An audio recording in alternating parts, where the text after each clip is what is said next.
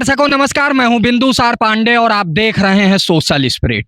आज हजरतगंज दारुल शिफा स्थित राजधानी लखनऊ में महात्मा ज्योतिबा फुले जी की जन्म जयंती कार्यक्रम मनाया जा रहा है, जिसमें महात्मा ज्योतिबा फुले जी को लोग अपना श्रद्धा सुमन अर्पित कर रहे हैं। महात्मा ज्योतिबा फुले जी प्रख्यात समाज सुधारक, शिक्षाविद और समाज को दिशा और दशा देने वाले महापुरुष थे। इसी वार्तालाप को आगे बढ़ाएंगे। कार्यक्रम आयोजन क्या उद्देश्य है कार्यक्रम को मनाने का? देखिए, महात्मा ज्योतिबा राव फुले महाराष्ट्र पूना में उनका जन्म हुआ था और ये बहुत बड़े जो है कि ठेकेदार थे और ये माली समाज से आते थे। ये एक बार जो है कि इन्होंने ऐतिहासिक काम किया जब भारत में पढ़ने लिखने का अधिकार नारियों को नहीं था।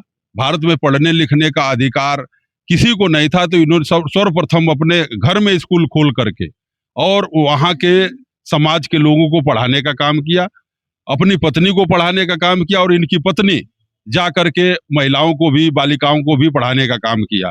फुले पिक्चर भी आई हुई है, क्योंकि फुले जी जब संघर्ष कर रहे थे तो इनके साथ ब्राह्मण समाज के लोग भी इनके साथ खड़े थे, जो समाज में अच्छे थे। कुछ जो पाखंडवाद थे, जो नहीं चाहते थे कि स्त्री शिक्षा ग्रहण करे, अन्य समाज के लोग, दलित पिछड़े समाज के लोग शिक्षा ग्रहण करें, वो विरोध में थे। लेकिन उसमें जो अच्छे ब्राह्मण समाज के लोग थे, ज्योतिबा फुले के साथ खड़े थे। फुले पिक्चर आई है, उसमें देख लीजिएगा।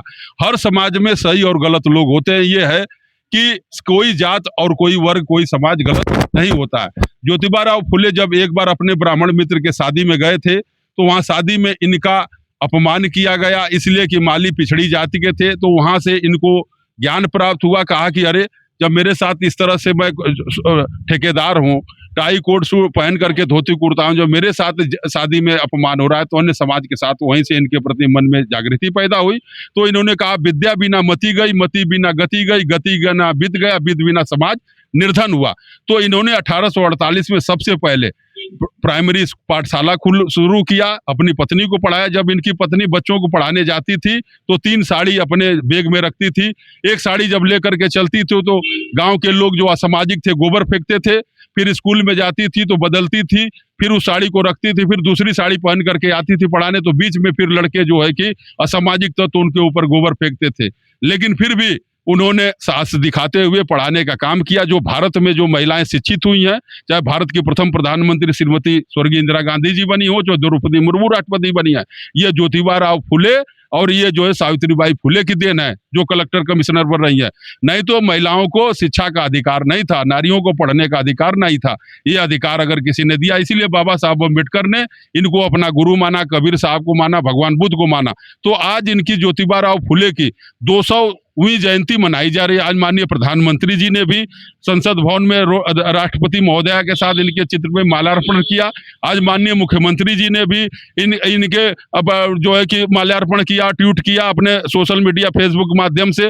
माननीय डिप्टी सीएम केशव प्रसाद मौर्य जी के यहाँ भी हम लोग सुबह गए थे, मिल करके उनके ज्योतिबा राव फुले जी का चित्र भेंट किया, उन्होंने भी माल्यार्पण किया। तो समाज सुधारक जो होते हैं वो सबके होते हैं। और इन्होंने यही नहीं किया, इनके जब बालक नहीं हो रहे थे तो एक ब्राह्मण समाज की विधवा, अब महिला का इन्होंने बच्चा गोद लेने का काम किया। और जब विधवाओं का शादी पर रोक थी तो इन्होंने शादी या पुनर्विवाह भी उस ब्राह्मण समाज की महिलाओं का कराने का काम किया, अन्य समाज की महिलाओं का काम किया। तो समाज में जो कुरीतियां थी, अंधविश्वास था, पाखंड था, उसके खिलाफ इन्होंने लड़ाई लड़ी। इसलिए आज पूरे देश में इनको लोग माने जा रहे हैं, पूजे जा रहे हैं। और ज्योतिबा राव फुले का स्थान जो है कि शिक्षा के जनक के रूप में और आरक्षण के जनक के रूप में साहू जी महाराज, जो 1902 में पहली बार साहू जी महाराज कोल्हा के नरेश बने, तो उन्होंने आरक्षण दलितों पिछड़ों को 50% देने का काम किया। बाबा साहब अम्बेडकर इन्हीं के शिक्षा दीक्षा से, आरक्षण से पल पोस करके आगे बढ़े, भारत का संविधान लिखे और संविधान में सबको बराबरी का अधिकार दिया। आज जो भी लोग देश में 2 दिन बाद 14 अप्रैल की बाबा साहब की जयंती भी आ रही है, देख लीजिए पूरे देश और दुनिया में बाबा साहब की, जो दल पार्टी बाबा साहब अम्बेडकर के नाम पे जिला का नाम बदल दिए, जो दल पार्टी ज्योतिबा राव फुले का नाम अमरोहा था उसका नाम बदल दिए, आज वो भी दल पार्टी के लोग बाबा साहब ज्योतिबा फुले की जयंती मनाने का काम कर रहे हैं।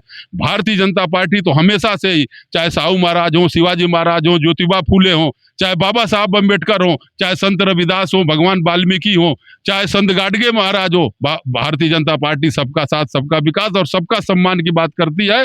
और माननीय मोदी जी प्रधानमंत्री जी ने इसीलिए जो आज भारत की प्रथम नागरिक है आदिवासी समाज की महिला, जो पंडित दीनदयाल उपाध्याय ने कहा था अंत्योदय अंतिम व्यक्ति का उदय, उस अंतिम समाज की पैदान की महिला को देश का प्रथम नागरिक राष्ट्रपति बना करके पंडित दीनदयाल उपाध्याय जी के सपनों को साकार किया है। और अब बंगाल में चुनाव होने जा रहा है, पंडित श्यामा प्रसाद मुखर्जी जी के भी सपना पूरा होने जा रहा है। श्यामा प्रसाद मुखर्जी ने कहा था एक संविधान और एक कानून और एक विधान होना चाहिए। धारा 370 हटा करके कश्मीर में भी मोदी जी ने दिखा दिया कि एक कानून और एक संविधान रहेगा, एक विधान रहेगा, दो विधान कश्मीर में नहीं चलेगा। धारा 370 हटाया और वहीं पे श्यामा प्रसाद मुखर्जी जी बलिदान हुए थे। अब श्यामा प्रसाद मुखर्जी जी की जन्मस्थली बंगाल में भी अब भारतीय जनता पार्टी का कमल खिलने जा रहा है, भाजपा की सरकार बनेगी।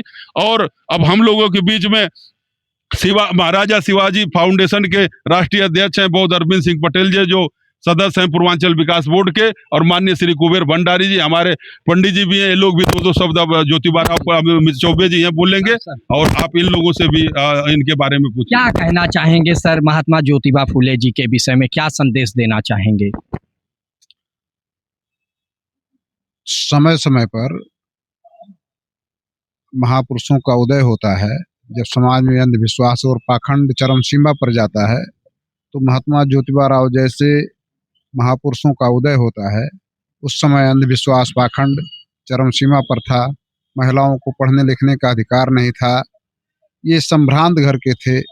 इन्होंने अंग्रेजी पढ़ने का काम किया था और इनकी शादी मात्र 13 वर्ष की उम्र में हो गई थी।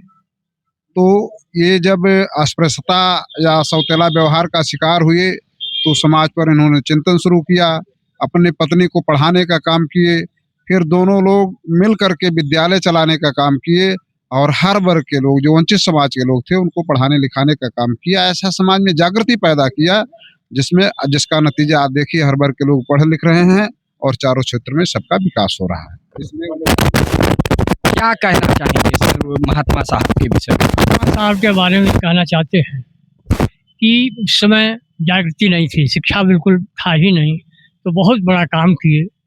लेकिन अब जागृत लोग हो गए हैं, हर व्यक्ति पढ़ रहा है।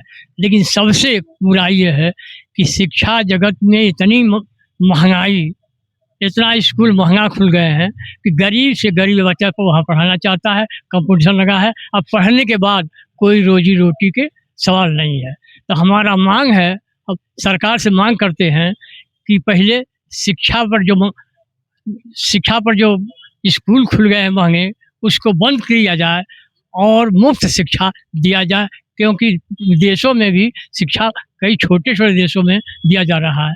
और उसी तरह से जीने के लिए दवा की ज़रूरत है। तो अस्पताल में इतनी डकैती है कि जो लोग जा रहे हैं उनको महंगा करने के लिए बिच्छी जो मार रही है। पता चला है बनारस में एक आदमी किसी साथे कर रहे हैं, हम ज़्यादा बोले ध्वनि पर बोल चुके हैं। वहाँ बिच्छी मारने पर ICU में भर्ती किया गया था और परिवार के लोग मांगने जाते थे तो लट्ठे से लोग रह करके। इसी तरह से हर जगह थोड़ी सा बीमारी है तो ICU में भेजने के लिए ये शिक्षा वाले अस्पताल वाले लोग कर रहे हैं। इनको बंद किया जाए, दोनों जगह बहुत भ्रष्टाचार है, यही मांग करते हैं सरकार। क्या कहना चाहेंगे सर, क्या संदेश देना चाहेंगे? पहले महान पुरुषों को प्रणाम करते हैं और जिन्होंने इस आयोजन को किया है, अपने धरोहर को संभालने का काम किया है, आगे चलाने का काम किया, नई पीढ़ी को दिशा देने का काम किया है। ऐसे महान शक्तियों को प्रणाम है। समय समय पर हम सभी महान पुरुषों को, हमें सभी लोगों को जानना चाहिए, हमारे महान पुरुष हैं, इनकी पूजा और अर्चना हमेशा करने का काम सभी समाज के लोग करते हैं। हम उस पर धन्यवाद देते हैं आपको, आपकी मीडिया को बहुत बहुत। क्या संदेश सर देना चाहेंगे महात्मा साहब के विषय में? देखो, मैं जाट समाज से हूँ और बचपन से इस विषय पे चिंतन किया है। ये लोग तो एक ईश्वर की प्रेरणा से जन्म लेते हैं और उनकी मृत्यु भी नहीं, क्योंकि मृत्यु कोई विषय नहीं है। सबसे पहले तो मैं आप लोगों को धन्यवाद देता हूँ और ऐसे आयोजन में आने का मुझे सौभाग्य प्राप्त हुआ। और इन्होंने एक बात इतनी अच्छी पूर्व विधायक जो है लोक दल से, आपने कड़ाई इतनी अच्छी रखी है। शिक्षा की जो त्रुटि है, जैसे इन्होंने मेहनत करके प्रयास करके सुधार किया है, बहुत ही दयनीय दशा में है। उसमें हमारी सरकार को अमूल चूक परिवर्तन करना चाहिए, क्योंकि बड़े लोग तो हाई फाई एजुकेशन लेके कंपटीशन कर जाते हैं, छोटे लोगों को वो व्यवस्था नहीं मिलती। इसमें बदलाव की बहुत जरूरत है। इसलिए मैं तो बार बार इस तरह का देहात में भी आयोजन करता रहता हूँ। और मैंने तो गरीब आदमियों के, सोमपाल शास्त्री जी मेरे मित्र रहे, 100 आदमियों का नौकरी सरकारी बिना किसी लोभ लालच के लगवाई है। और आगे भी प्रयास ही रहता है। मैं प्रधान रहा हूँ। सबसे बड़ी बात है, प्रधान लेवल पे भ्रष्टाचार शुरू होता है। लोग किस खाने के लिए प्रधान होते हैं, जन सेवा के भाव में नहीं है। यहाँ से सुधार होना चाहिए। मैंने गरीब की समस्या देखी प्रधानी में। इनके विचारों को साक्षात करते हुए नीचे से इस आधार सुधर जाना चाहिए। ये तो अमर लोग हैं, इनकी मृत्यु नहीं होती, इनके विचार तो अमर रहेंगे। ठीक है ना। बहुत बहुत धन्यवाद आप लोगों का, मुझे ऐसी जगह बोलने का मौका मिला। धन्यवाद। तो दर्शकों, आप देख रहे थे सोशल स्पिरिट। मैं था बिंदुसार पांडे। बिना राजनीतिक प्रश्न के भी सामाजिक मुद्दों पर चर्चा हो सकती है। जरूरी नहीं कि हर चीज में राजनीति की जाए। मिशनरी वही होते हैं जो अमर रहते हैं, दिलों और इतिहासों के पन्नों में अपना नाम स्वर्ण अक्षरों में दर्ज कराते हैं।